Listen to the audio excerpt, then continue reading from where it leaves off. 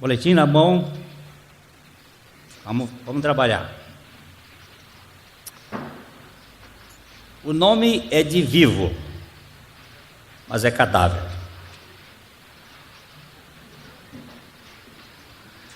Nós estamos estudando aqui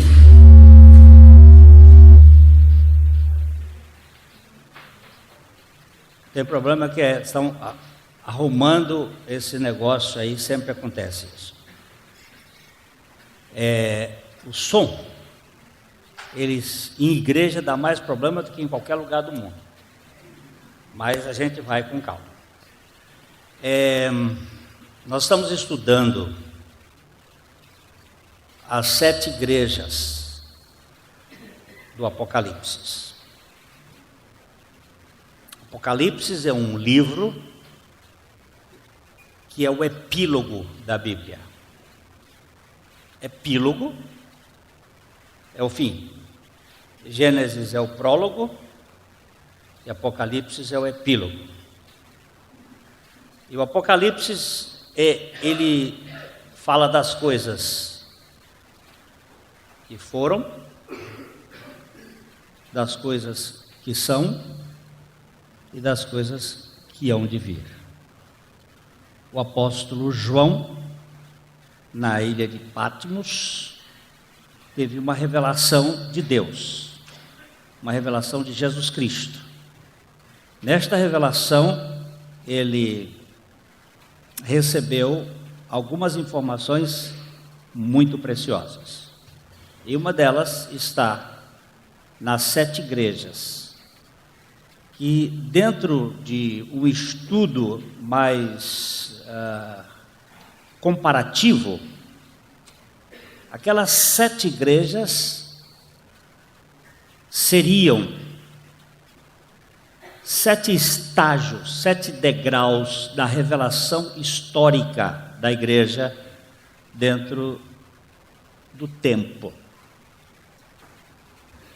É como se o Senhor tivesse colocado, porque para Deus não existe tempo, Ele está na eternidade.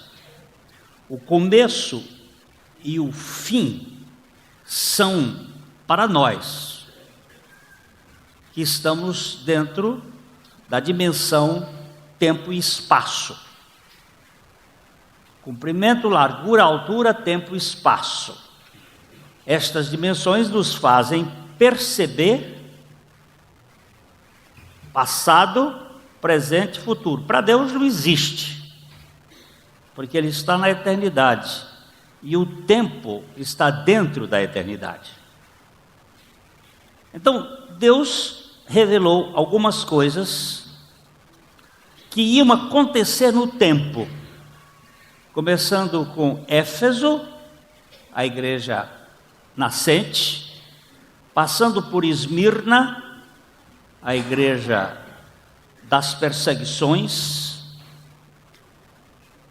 indo para Pérgamo, quando houve o casamento entre o humanismo e o cristianismo, no tempo de Constantino. Depois Tiatira, que é a igreja já na sua formatação romana, católico-romana. Depois Sardes, os que escaparam, e aí nós vamos estudar hoje que mais se parece com esta igreja, que seria a ortodoxa e a protestante. E depois nós temos a Filadélfia, que é a penúltima igreja, representando um tempo das portas abertas, quando Deus abriu a porta e ninguém fecha, e a igreja de Laodiceia, que é a igreja das portas trancadas, e que Jesus está de fora, que é a nossa igreja, a igreja que nós vivemos hoje, que é a igreja do fim. Isto em termos de filosofia da história. Nós já passamos por 4 e hoje vamos para a 5ª igreja, que é a de Sardes. Vamos ler juntos os textos que estiverem em negrito. Ao anjo da igreja em Sardes escreve: estas coisas diz aquele que tem os 7 Espíritos de Deus e as 7 estrelas. Conheço as tuas obras, que tens nome de que vives e estás morto. Pai, revela o teu Filho através da tua palavra e do teu Espírito. No nome de Jesus. Amém. A filosofia da história da igreja é mais complexa do que a mera divisão cronológica em períodos. Cada uma das 7 igrejas do Apocalipse é mais do que a medida de tempo, de tal data para tal época. Elas se fundem entre si, formando um tecido matizado. Não é possível dizer quando termina o período de uma das 7 igrejas e começa o outro. Não é para que a gente diga de tal época a tal época, mas elas têm mais ou menos um período em que cada igreja dessas tem uma ênfase maior, tem um matiz, a cor dela se destaca. O Espírito de Deus, com visão absoluta, trabalha através de um ministério integrado. As 7 estrelas falam do conjunto adequado dos mensageiros através de toda a história da igreja. As 7 estrelas são os anjos das 7 igrejas. Apocalipse 1, 20. Podemos ver nos porta-vozes o conjunto relevante da revelação se processando através dos tempos. Você vê que ele diz assim: ao anjo da igreja em Sardes escreve. Ao anjo, anjo é mensageiro. Ao mensageiro, ao grupo que prega, que ensina, que faz a ministração. Através dos tempos, Deus tem mantido uma luz acesa. O candelabro, nós já falamos aqui algumas vezes, o candelabro na Bíblia, no Velho Testamento, ele é uma tipologia da palavra, da pessoa de Jesus Cristo e da revelação do livro, onde se encontra a pessoa de Jesus Cristo.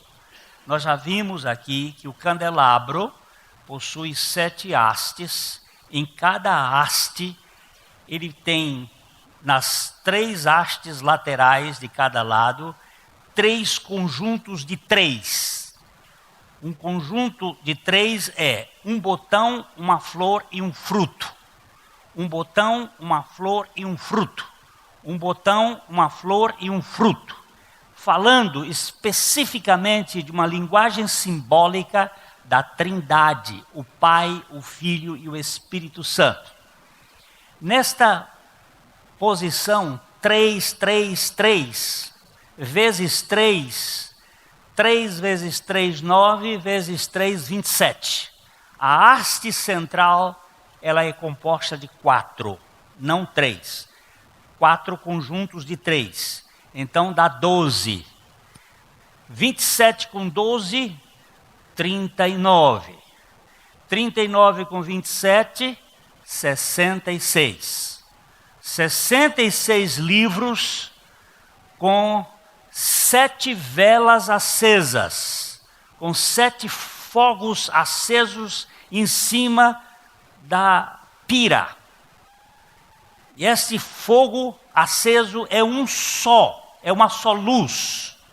Não existe 7 velas, ou pode existir 7 velas, mas uma só luz.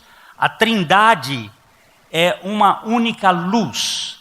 Certa ocasião perguntaram para John Wesley, como é que é um Deus E são 3 pessoas. E onde eles estavam tinham 3 velas acesas. Isto é século XVIII. Estavam 3 velas acesas. Ele perguntou, quantas velas tem aqui? E a pessoa disse, 3. E quantas luzes tem aqui? 1. Apenas uma luz. Elas somam num conjunto e faz uma luz só. Aquelas 7 velas acesas, os 7 espíritos que estão sustentando a revelação, é um só espírito. Mas 7 é um número completo. E nós temos então o candelabro como símbolo das escrituras que revelam a pessoa e a obra de Jesus Cristo, que é o advogado de Deus para o mundo, enquanto que o Espírito Santo é o advogado de Jesus para o crente.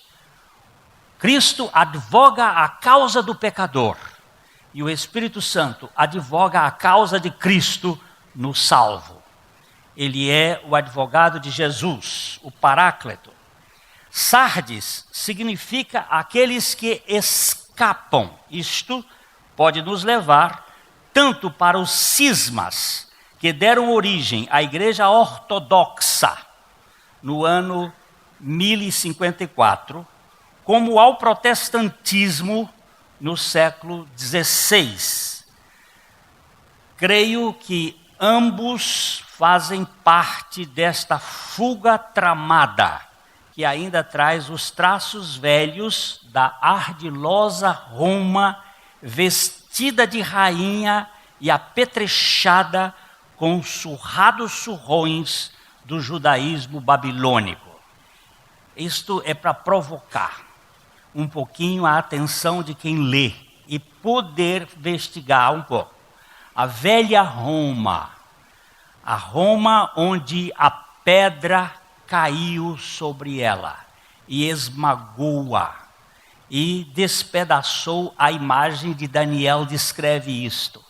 E ali, naquela Roma, surgiu uma montanha, que é o cristianismo. Mas esse cristianismo foi contaminado por esse sistema babilônico, que é aquela velha linguagem de Nimrod, que infiltrou na igreja. Nós temos hoje os mesmos ídolos da antiga Babilônia sendo transplantado para a Igreja Católica e depois para os nossos dias no meio do protestantismo. Nós temos dias de feriados e coisas dessa natureza. Por exemplo, o Natal. Ele é comemorado no dia do solstício do inverno, uma homenagem a Dionísio, o deus beberrão, glutão, da antiga Grécia, mas que ele é um Deus que polui a revelação de Cristo no Novo Testamento, dando a entender que o Natal é esta banalidade que nós acabamos comemorando num dia impróprio. Isso foi uma mistura que só apareceu depois do ano 325, não se tem notícia de comemoração natalina antes desta data. Mas isso foi entrando, e nós começamos a herdar uma porção de coisas deste sistema. Mas falta nesta igreja falta vida, a vida. A turma escapou, carregou junto a velha capa babélica de Acã. Isso você, quando quiser ler e tiver interesse, nós nunca forçamos ninguém a estudar a Bíblia, porque Bíblia estudada por fórceps é uma tragédia. A Bíblia deve ser como aquela fonte que o boi, quando está com sede, vai beber. Ele sente prazer em ir à fonte mesmo que ela esteja longe, ele vai. Eu recebi uma foto esta semana da Lagoa de Parnaguá, no estado do Piauí. Está praticamente seca. Uma das maiores lagoas do Brasil, de água natural. Está seca. E o gado morrendo, porque não tem água. Agora, quando tem água e não se bebe, é sinal de estupidez. Como disse Webbenhausen, nós podemos levar o jumento ao bebedouro, mas não podemos obrigá-lo a beber. Aí, tome para si quem quiser. A Bíblia não deve ser forçada para ninguém, nem usar métodos para forçar ninguém a ler. A Bíblia tem que ser conquistada pelo Espírito Santo e nos levar a lê-la com prazer, com gosto. Essa semana eu terminei de ler a minha Bíblia de um ano, que todos os anos, e foi muito prazeroso, e normalmente eu gasto um ano e terminei no dia 4 de outubro a leitura toda, porque houve dias que eu não lia só os 4 capítulos, eu lia 8, eu lia mais, porque estava gostoso, estava bom de ler, estava cheio de alegria poder estar na presença de meu pai e comer do banquete da mesa dele. Faltava vida a esta igreja, e como dizia Dr. Reinaldo Purim, meu velho mestre lá, pastor da Igreja Batista em Bangu, e eu passei lá semana passada, e olhei aquele subúrbio do Rio de Janeiro, e meus olhos lacrimejaram de saudade dele. Foi um mestre muito seco, muito duro, mas um homem que ensinava como pouca gente a Bíblia, para se olhar para ela como a fonte da palavra de Deus. Dr. Purim dizia, nós saímos do catolicismo, mas o catolicismo não saiu de nós. Tanto a igreja ortodoxa como a protestante histórica não conseguiu se desvencilhar da bagagem tradicional, dos ritualismos romanescos, da velha Roma, com o seu sistema. Nós somos sacerdotalistas, o nosso culto ainda continua sendo missal. Eu estava conversando ainda há pouco com os pastores, que nós precisamos reavaliar nossa liturgia, porque ela é muito repetitiva e cansativa. Não é uma liturgia de povo, é uma liturgia de presidiários. O povo anda, e Deus há de nos dar esta libertação. Os 7 Espíritos de Deus são apenas um Espírito com uma visão cétupla, ou uma visão perfeita, mostrando que esta igreja é nominalmente viva, embora esteja morta. Ela tem a aparência de ser vivo, mas é finada. É um defunto maquiado. Que igreja é esta? A ortodoxa e a protestante. Ela tem umas características interessantes.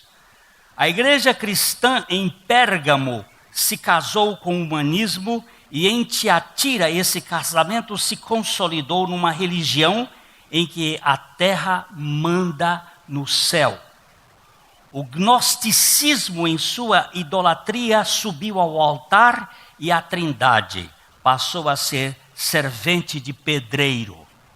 Os construtores de templos investiram nas catedrais, e a igreja acabou virando uma torre de Babel revitalizada. Quem tem ouvidos para ouvir, ouça o que o Espírito diz às igrejas. Nós precisamos ter muito cuidado. Quando eu estava visitando a catedral de Notre-Dame em Paris, eu estava estudando toda a simbologia dos 33 graus, em que ela informa todo o projeto do Templo de Salomão, que não é um projeto de Deus, mas de Davi com permissão. O projeto de Deus é o tabernáculo. Leiam a Bíblia e creiam na Bíblia. A Bíblia nunca mudou e nem vai mudar. Eles construíram e Deus destruiu. Eles reconstruíram e Deus destruiu. E ele diz que o único tabernáculo que iria perdurar era o tabernáculo de Davi, que tinha sido derrubado. Leiam isso depois em Amós. E depois isto em capítulo 15 de Atos. Vocês vão ver que este é o tabernáculo de Deus. O povo de Deus, a igreja de Deus, a comunhão do povo de Deus. Foi com este pano de fundo que Sardes tentou escapar. Contudo, as suas obras não atestavam boa saúde.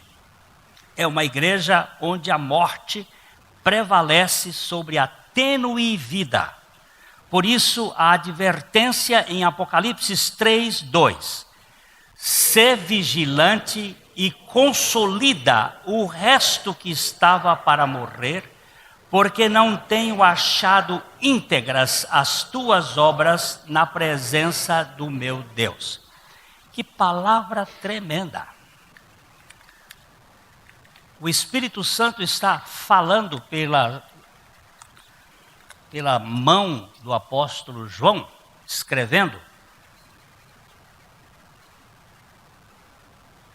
que nesta igreja tem apenas um resto. Preste bem atenção na expressão. Ser vigilante e consolida o resto. Vou voltar a falar para os meus irmãos em Cristo Jesus. O joio não entende isto, mas eu vou falar para os meus irmãos em Cristo Jesus. Deus nunca trabalhou com uma nação inteira. Ele sempre trabalhou com o remanescente.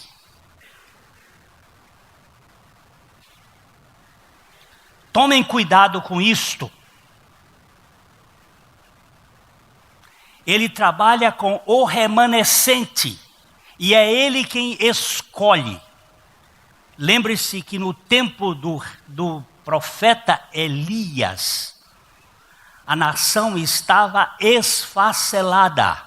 Jezabel, que nós já estudamos no passado, que tivemos que gastar 3 domingos, porque Tiatira é prenha de muitas informações. Jezabel, a rainha que prostituiu o povo, tinha cooptado a nação.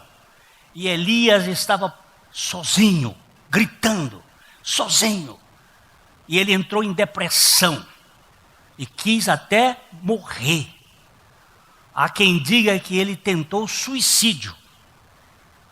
Naquela viagem louca, onde ele comeu um pão e viajou 40 dias sem comer e nem beber. Até chegar a Horebe. E lá Deus deu uma revelação dizendo para ele, volta. E ele diz, mas eu estou só. Ele diz, não está só não, eu tenho 7.000 que não se dobrou diante de Baal. Deus sempre trabalha com uma mão cheia. E um povo dele, que ele mesmo cuida. E esse povo não tem demônio neste mundo que consiga calar a boca dele ou apagar o seu testemunho na face da terra. Estamos assistindo no mundo hoje a morte de centenas e milhares de cristãos. Na Índia, na China, na África, alguns poucos aqui no Brasil, mas virá para o Brasil também. No Brasil vai acontecer isto. As hostes do inferno estão se levantando fortemente contra a igreja de Jesus Cristo. Não o sistema, mas a igreja de Jesus Cristo. E nós temos que estar atentos, que Deus trabalha com este resto. E Ele manda ele consolidar o que estava para morrer. Os olhares penetrantes do Espírito veem além do ritualismo e das cerimônias. Não basta ter um bom credo e uma boa teologia. É preciso viver sem máscaras na presença do bom Deus. Nada de esquizofrenia. Deus não se impressiona com a fachada. A história deste período tem muita coisa excelente, mas falta o fundamental. Falta a vida plena. Vocês estudem a história do protestantismo, que foi necessário que Deus enviasse o seu Espírito no tempo de Zinzendorf, que é a igreja que nós vamos estudar, chamada Filadélfia, na próxima vez que estivermos estudando esse assunto. Com certeza não se trata de vida biológica ou vida psicológica, mas a vida que nasce da morte. Uma coisa é o ânimo produto de uma alma fogosa. Outra, muito diferente, é o puro entusiasmo que procede de Deus. Esta igreja tinha carne suficiente para se manter num estado de coma e quase nada de vida plena do amor incondicional de Abba. Eu quero chamar a atenção sobre ânimo e entusiasmo. Ânimo é uma palavra que vem de alma. Força da ânima, força da alma, animação. Entusiasmo é uma palavra que vem de entheos, estar em Deus. Deus está agindo. O almático é ativo. O entusiasmado é ativo. O almático tem atividade produzida pela sua psique. O entusiasmado tem atividade produzida pelo Espírito de Deus. Se você olhar as duas coisas, parecem que são a mesma coisa, mas não são. Porque uma, a glória vai para o homem, a outra, a glória vai para Deus. Para onde vai a glória? Se você, ao fazer o que está fazendo, quer a glória para você, isto é ânima. Se você, ao fazer o que está fazendo, a glória vai para o Senhor, isto é entusiasmo. O entusiasmo pertence a Deus, e vem de Deus e vai para Deus. E a alegria pode ser sua, mas a glória é do Senhor. Vamos fazer a diferença, porque quando eu fico magoado, ressentido, amargurado, qualquer coisa dessa natureza, significa que dentro de mim há direitos reivindicando o reconhecimento.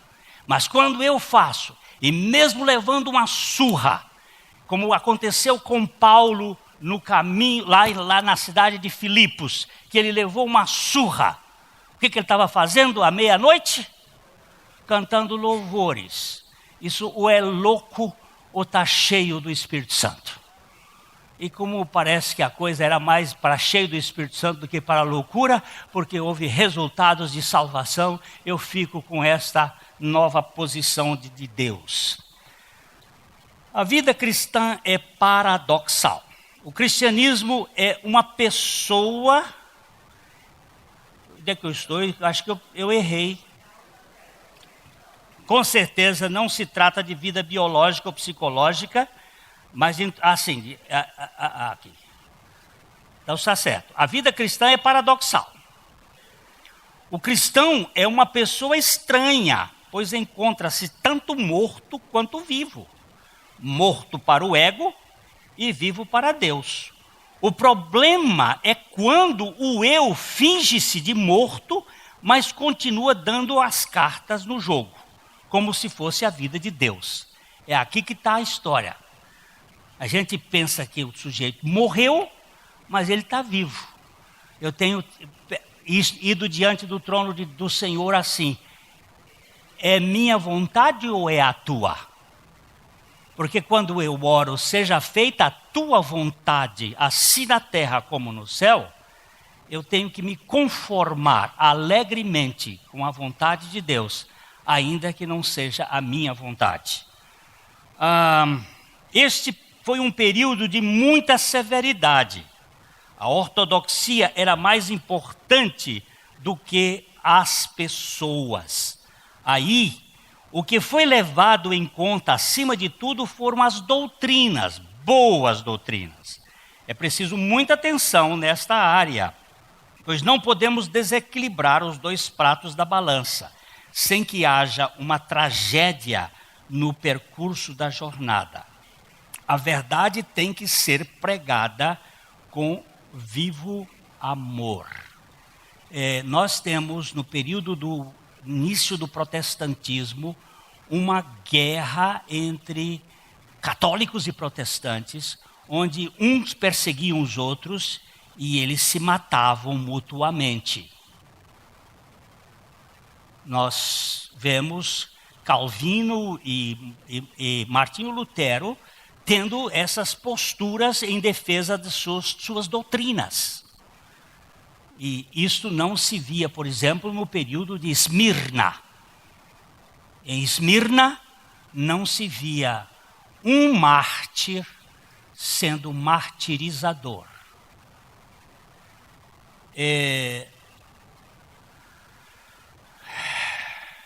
Foi por este motivo que o Espírito Santo deu esta recomendação transbordante de significado permanente. Apocalipse 3:3. Lembra-te, pois, do que tens recebido e ouvido, guarda-o e arrepende-te, porquanto se não vigiares, virei como ladrão, e não conhecerás de modo algum o que agora virei contra ti. Virei contra ti. Igreja de Sardes. Uma característica marcante de uma pessoa é a memória. Sem lembrança, o sujeito se torna objeto. Portanto, a principal recordação que se deve marcar numa vida tem que ser o relacionamento de afeto eterno. A ceia do Senhor que nós vamos comemorar hoje, vamos participar, confirma isto. Lembre-se de mim.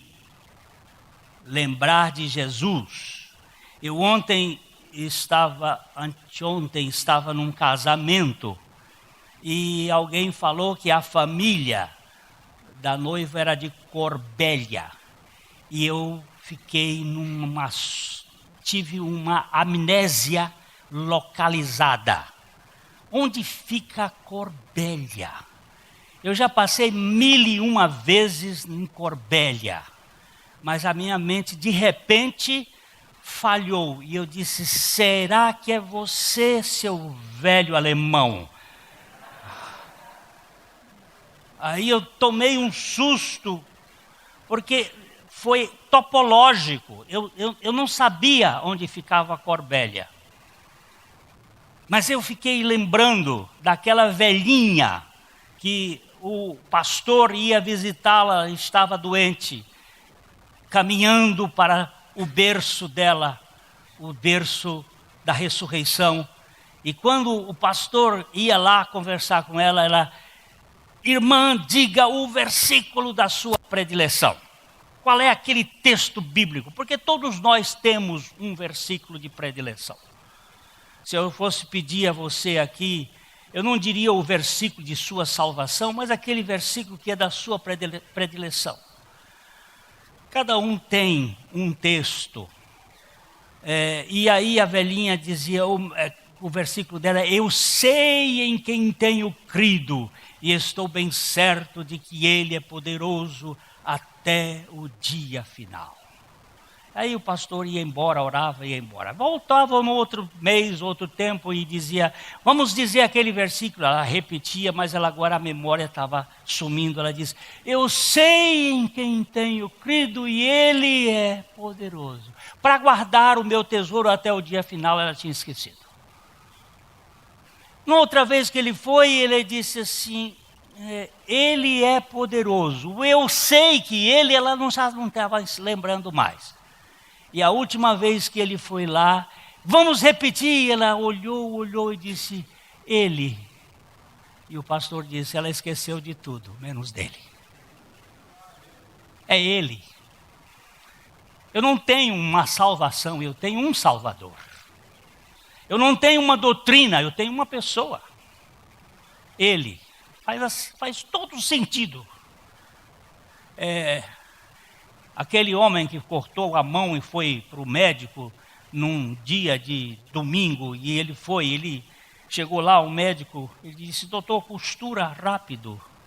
Ele disse, por que você quer que eu costure rápido? Porque eu preciso visitar minha esposa que está no hospital. E ele disse, o que sua esposa tem? Ela disse, ela está com Alzheimer. E por que você está querendo visitar? Ela não lembra de você. Ela disse, ela não lembra, mas eu lembro. Eu não quero perder minha memória para Jesus. Eu tenho um pastor amigo que morreu com Alzheimer. Ele esqueceu de tudo, ele esqueceu da família. Mas ele não esqueceu dos textos bíblicos dentro de Jesus. Ele andava na rua falando os textos bíblicos para as pessoas. Parece um absurdo. Quando estivemos num curso lá nos Estados Unidos, o neurocientista disse que lá no nosso cérebro tem um lugar que parece ser o santo dos santos e que naquele lugar não dá Alzheimer. Digo, tomara que seja mesmo. Lá naquele lugar tem a morada do Altíssimo.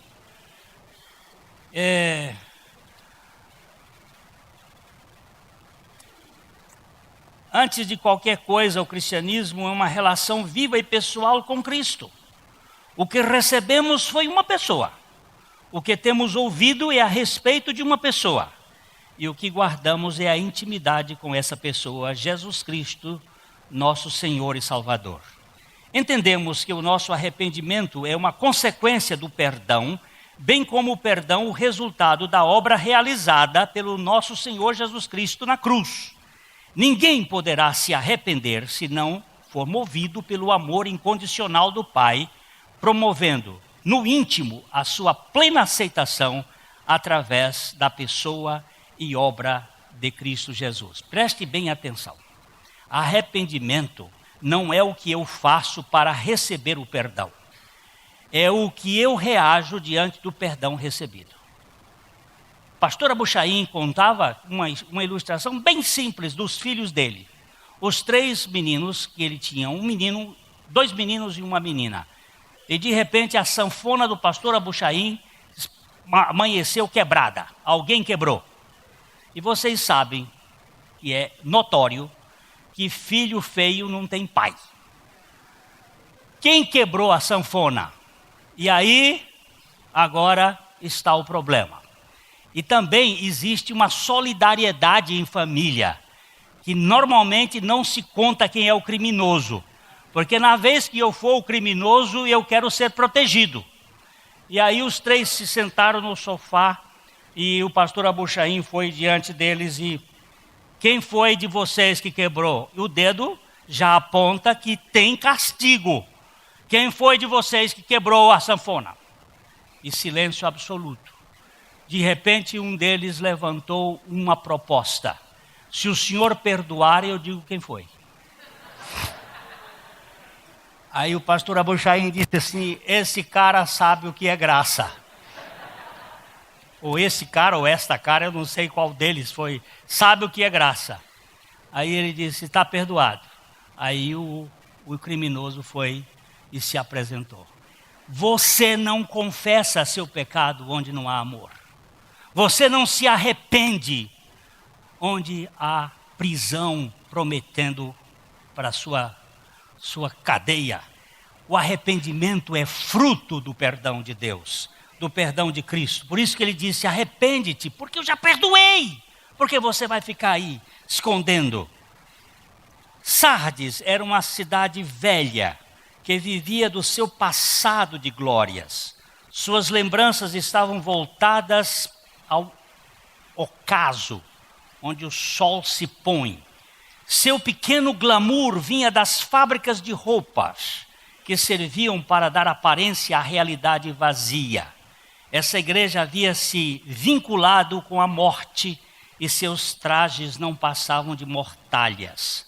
Faltava relacionamento. Eu estive num velório há pouco tempo em que a filha virava-se para a mãe morta e dizia: fala comigo, mãe, fala comigo. Como é difícil, diante da morte, você ter relacionamento. Fala comigo. Aquela igreja estava morta. Tem nome de que está vivo, mas está morta. Que dê a oração. Sumiu a oração.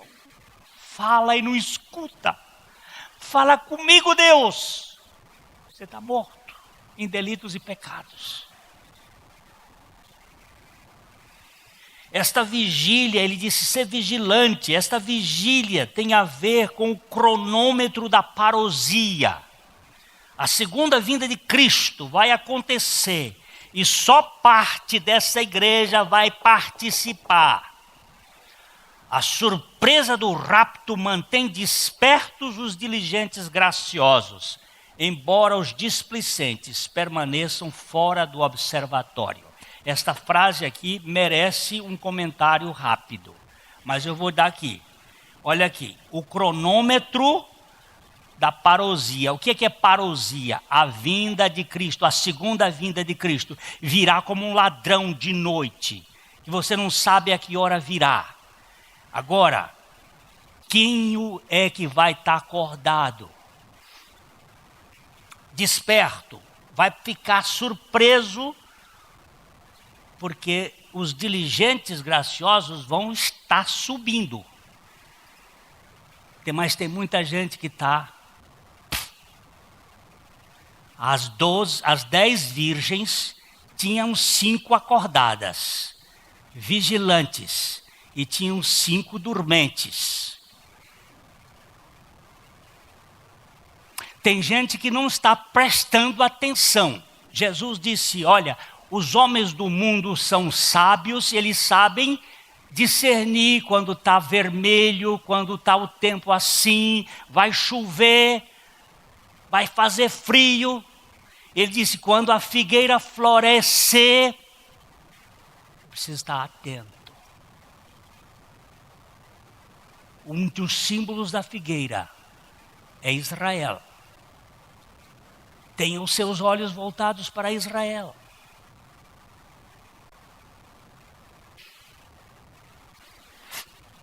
O tempo do Senhor está chegando. Você diz: isso aqui, já faz tempo que dizem isso. Pedro já dizia isto. Muitos iriam dizer, já, desde que tempo é tempo, se fala nisso, e ele nunca veio. Mas o que está lindo nessa coisa é a vigilância. É a capacidade. Se não vier na minha geração, vai ser na outra, mas eu tenho que estar vigilante na minha geração. Eu não estarei vigilante na outra, porque eu já estou dormindo. A minha vigilância é agora, enquanto eu estou aqui, observando os detalhes. Os detalhes do Ike Batista. Não pense você que esse detalhe não é importante, porque é importante. É o detalhe da corrupção. Por se multiplicar a iniquidade, o amor se esfriará de quase todos. É importante nós estarmos com os olhos atentos e com o carimbo preparado. Senhor, ora vem, Maranata. Eu tenho muita vontade de ter netos, mas entre meus netos e a vinda do Senhor, é a vinda do Senhor que é prioritária. Posso ficar sem netos, ainda que gostasse de ter, mas eu prefiro que o Senhor venha. Os meus projetos são muito pequenos. Onde é que eu estou, meu Deus? O Senhor levanta a tampa do caixão e diz ao restante que sobrevive: vigia. Gente, ser vigilante, acorda. Porque no seio desta igreja esvaída, Deus ainda tem uma mão cheia que se veste com a elegância de cima. Apocalipse 3:4.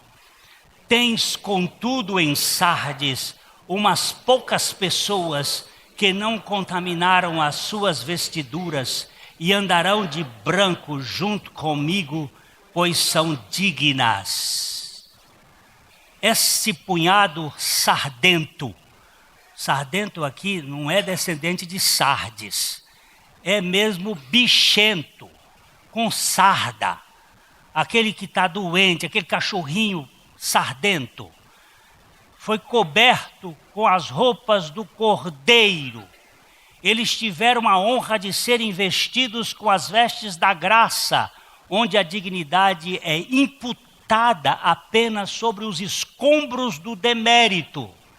Neste caso, aqueles que são dignos, na verdade, são todos os indignos que ganharam roupas lavadas e purificadas no sangue de Cristo Jesus.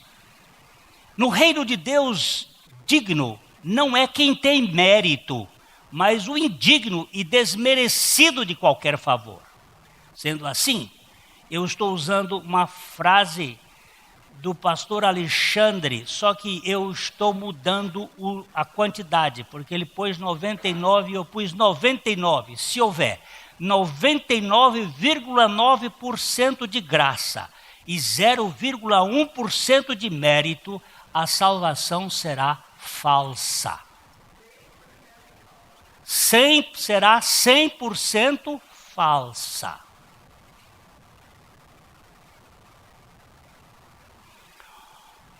A carne, o que Jesus disse em João 6,63b? A carne para nada aproveita. Tudo que é feito na carne não aproveita nada. Ou a graça é tudo, ou o branco da roupa encontra-se encardido, e nenhuma lavanderia seria capaz de branqueá-la. Não tem jeito, querido. O que tira mancha de caju?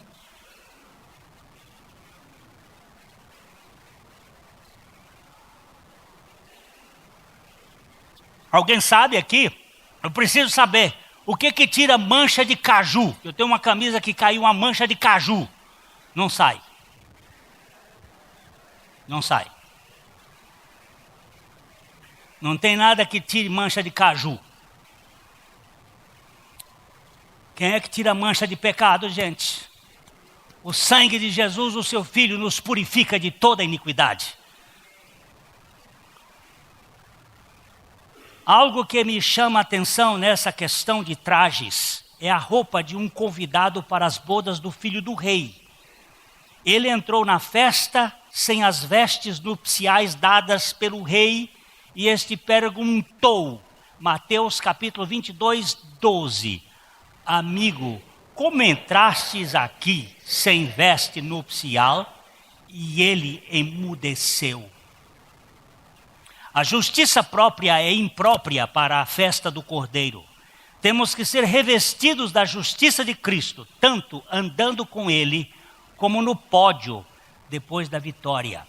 Eu quero lembrar aqui que essa parábola que Jesus contou em Mateus 22, ele mandou chamar os convidados, só para lembrar, que muita gente não esquece rapidamente. A gente tem que ler a Bíblia e procurar gravar. Senhor, faz-me guardar as tuas palavras. E aí ele deu a festa e mandou chamar os convidados. Preparou os bois, tudo, estava a festa pronta. E os convidados, um disse assim, eu tenho um trabalho para fazer, o outro tinha umas juntas de boi para cuidar. E os outros pegaram os que vieram fazer o convite e mataram. E aí ele virou e disse assim para os outros servos, aqueles convidados não eram dignos. Não eram dignos. E quando Lucas faz esta comparação desta mesma parábola, mas com uma outra narrativa, ele diz, vai por os atalhos, pelos becos, lá para a concha acústica de Londrina, na quinta-feira, e ajunta os mendigos, os homens de rua, mendigos, e tragam para minha festa. Vá lá. Só que eles vinham dos valados, eles não tinham roupas. Você imagina se no casamento da minha filha eu tivesse que dar roupa para as pessoas que ia sofrer um bocado. Porque a gente convida. Eu sou mais da teoria judaica do que dessa teoria que Jesus apresentou. Porque para os judeus o convidado era por adesão. É melhor. Você convida e ele ajuda a pagar a conta. Mas Jesus estava falando de graça. E com graça não tem adesão. E ele então apareceu lá, foi buscar aquela gente. E cada um entrava, e quando entrava recebia uma roupa, festival. O rei preparou, provavelmente havia os tamanhos ali. 42, 44, 46, 48. Um tamanho médio, pequeno, grande, e vestia, entrava, vestia, entrava. Quando o rei estava dando uma voltinha lá para ver os seus convidados, ele percebeu que um não estava trajado com as roupas festivais. Ele disse, como é que você entrou aqui? Essa é a pergunta. Amigo, como Deus é elegante. Amigo, como entraste aqui sem veste nupcial? Não tenho o que falar. A justiça própria não tem o que falar. Aí ele diz assim para os serventes, pega ele e bota lá fora, no frio, nas trevas, para que ele ranja os dentes. Não tem consideração. É o penetra que quer entrar no reino de Deus pela sua própria justiça. O grande perigo deste período é a promoção da justiça que tem de sustentar a graça. No ar vemos o paraquedista sendo suspenso pelo paraquedas e não este carregado por aquele. Nada pode ser mais pesado do que a justiça humana querendo sustentar a graça de Deus. Esta foi a postura do penetra nas bodas e é a atitude soberba da maioria desta igreja. Não estou falando desta aqui não, mas também desta. Da igreja de Sardes. Pois havia um contaminado, tanto o penetra quanto a igreja haviam contaminado a justiça divina com a toxina do mérito humano. Eu fiquei tão impressionado outro dia com aquele voo de parapente ou asa delta, ou qualquer coisa que lá no Rio de Janeiro o cara saiu e ele entrou na nuvem. Com muita autoconfiança. E aí o negócio, a nuvem pegou e de repente o cara entrou em desespero e o turista, que estava na frente, disse, meu Deus. E o outro já começou, Ave Maria, cheia de graça. E ele chamou logo pela mãe e foi um sufoco. Quando eles caíram lá em terra, que pousaram, que o vento lá para o lado de Jacarepaguá, que eles bateram no chão, eles se abraçaram e um disse para o outro assim, nós nascemos de novo. Não foi nascer de novo, porque nascer de novo tem que morrer. Para nascer de novo tem que morrer. Morrer em Cristo e viver para Cristo. Mas ali é tirar a autoconfiança de uma pessoa. É um trabalho difícil. É muito difícil. Oh Deus, por misericórdia. Vejam que há duas vestimentas alvas nesta igreja, tanto aqui na terra como lá no céu. E ambas são idênticas. Apocalipse 3:5. O vencedor será assim vestido de vestimentas brancas. E de modo nenhum apagarei o seu nome do livro da vida. Pelo contrário, confessarei o seu nome diante do meu Pai e diante dos seus anjos. Aqueles que andaram revestidos com a justiça de Cristo na terra, andarão vestidos com a justiça de Cristo no reino do Pai. E tudo tem que ser rigorosamente pela graça. Outra coisa interessante aqui é aqueles que tiveram os nomes registrados no livro da vida. E, neste caso, o registro foi feito por causa do sacrifício do Cordeiro que foi imolado desde a fundação do mundo. Nunca terão os seus nomes riscados do livro. Isto quer dizer que a salvação foi feita na eternidade e não pode ser desfeita enquanto estes peregrinam na terra. Aquele que começou a boa obra no céu vai completá-la até ao fim. Isso me dá uma segurança aqui, que fica, não vou clamar assim, oh, meu Deus, Ave Maria, não tem, agora estou seguro. Eu estou seguro pela palavra de Deus. Ele tem palavra. E ele nunca foi e nem irá para... O que é o substituto do PROCON? PROCON era antigamente... É PROCON ainda? É PROCON. É PROCON. É eu que estou atrasado. Não tem, Deus não vai para o PROCON. Ele tem palavra. Ele cumpre o que diz. O cristão não é vivificado quando crê. Mas crê quando é vivificado pelo Espírito e pela palavra. A salvação não começa na decisão do ser humano. Todavia, a decisão humana se manifesta na experiência pela escolha divina. Como disse C.S. Lewis, você sabe quem é C.S. Lewis? Olha, lembrou da Nárnia, o autor do livro que deu o filme As Crônicas de Nárnia, um filósofo matemático que chegou a Deus, não porque ele quisesse, ele não queria Deus. Ele fazia parte de 3 amigos, Joad, ele e Bertrand Russell. Queria nada com Deus, mas Deus disse, você é meu. E aí ele diz uma coisa, agnósticos amáveis, ele estava falando do amigo dele, Bertrand Russell. Agnósticos amáveis falarão alegremente de como o homem procura Deus. Para mim, eles podem também falar sobre como o rato procura o gato. Deus encontrou-me na parede. Na verdade, a palavra está errada. Deus encostou-me na parede. Deus me botou lá e me pegou, porque foi Deus quem fez esta obra. Na redenção, tudo começa na eternidade e termina na eternidade. A turma que escapou do sistema babilônico, judaico, romano, não significa que esteja toda salva. Nenhuma igreja é detentora da salvação.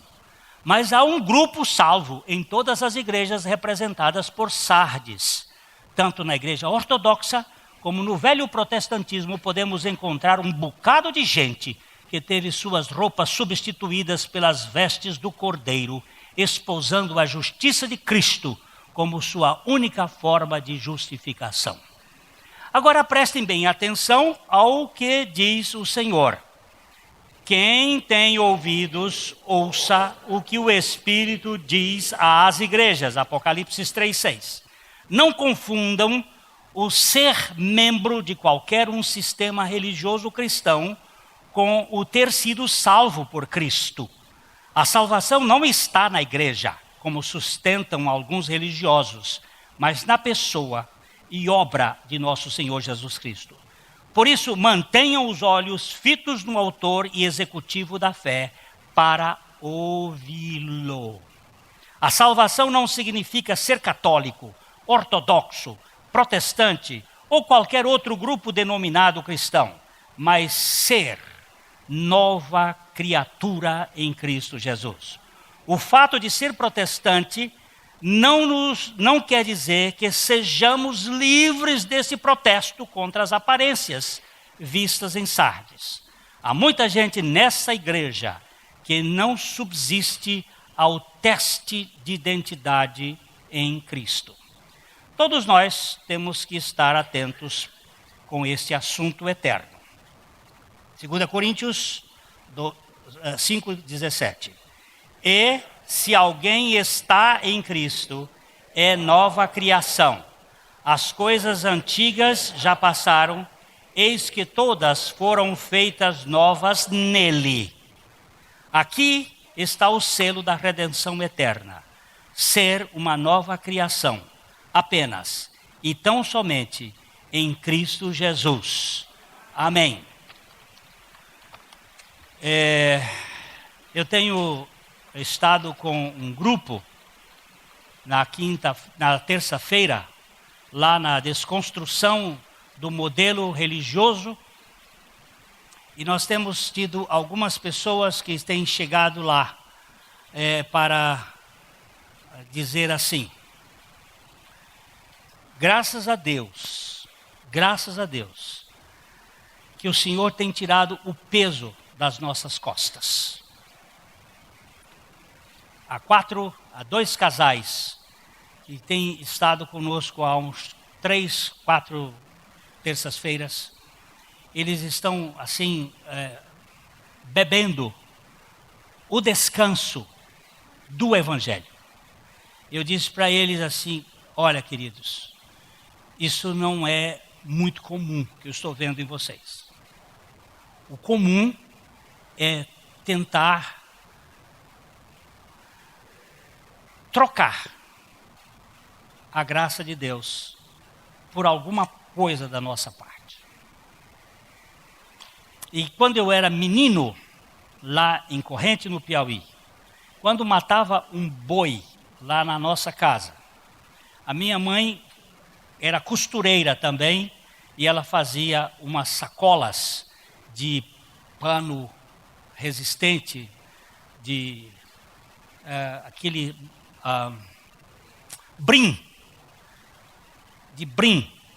e fazia aquelas sacolas e colocava os pedaços de carne, porque nós não tínhamos sacolas plásticas, era coisa bem rústica.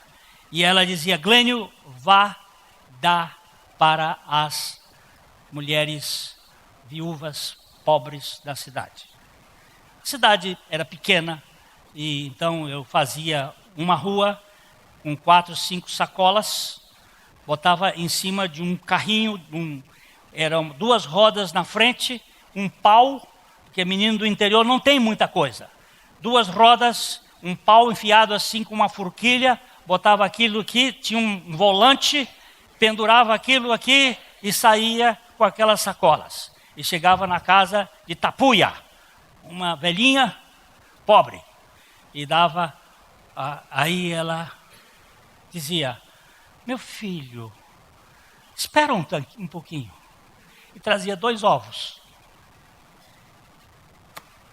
Não, mamãe disse que é para a senhora.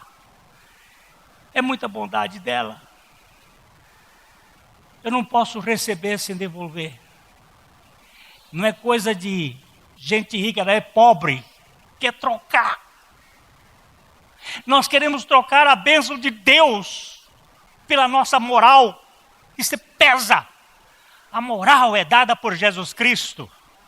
A vida dele nos dá tudo que nós não podemos compensá-lo com nada, porque nós só temos os nossos pecados. E é por isso que nós hoje vamos nos lembrar deste ato que é um ato eterno. Ele disse: até que eu volte, vocês não parem de anunciar a minha morte. Porque é a minha vida que vai sustentar vocês. Mas vocês levem sempre o morrer de Jesus no corpo de vocês, para que a vida de Jesus se manifeste no corpo mortal de vocês. Nós não estamos aqui por um ritual, nós estamos aqui por uma memória. uma memória de alguém que se importou conosco, que desceu o reino da glória para se miscuir no mais profundo dos meus pecados e depois não contabilizar nenhum deles, porque ele atirou-os na profundeza do mar e colocou, como disse C.S. Lewis, uma placa: é proibido pescar.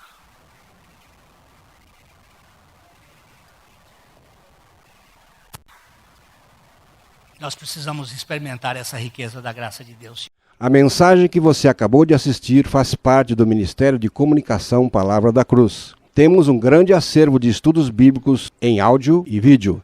Distribuímos também gratuitamente o jornal mensal Palavra da Cruz. Entre em contato conosco pelo fone 0 operadora 43 3372 8900 ou pelo e-mail livraria@piblondrina.com.br.